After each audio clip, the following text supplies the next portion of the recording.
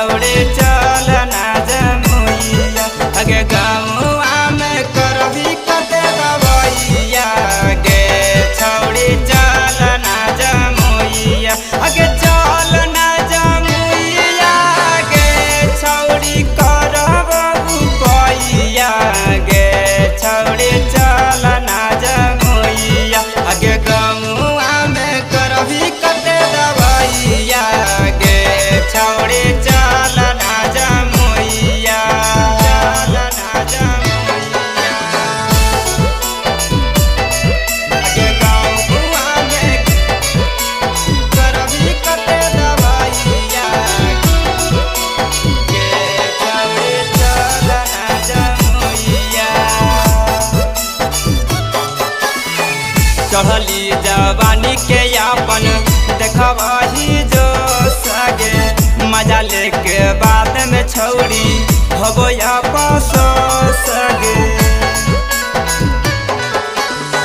चढ़ली जवानी के यापन देखबही जो सगे मजा लेके बाद में छौड़ी होबो आपस सगे ओही में दिले बोए गो सुइया गे छौड़ी चल ना जमुइया गे गाँवा में करही कते दवैया गे छौड़ी चल ना जमुइया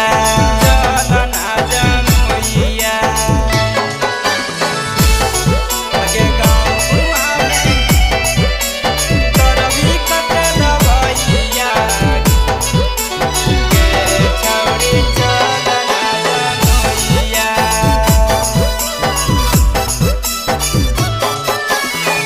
यदि छौड़ी ठीक न होही बेदा बोला भाई बोगे ओकरा से कही के जड़ी गुटिया दिलाई बोगे यदि छौड़ी ठीक न होही बेदा बोला भाई बोगे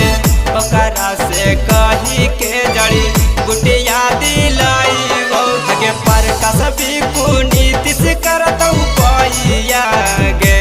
छौड़े चल ना जमुइया गे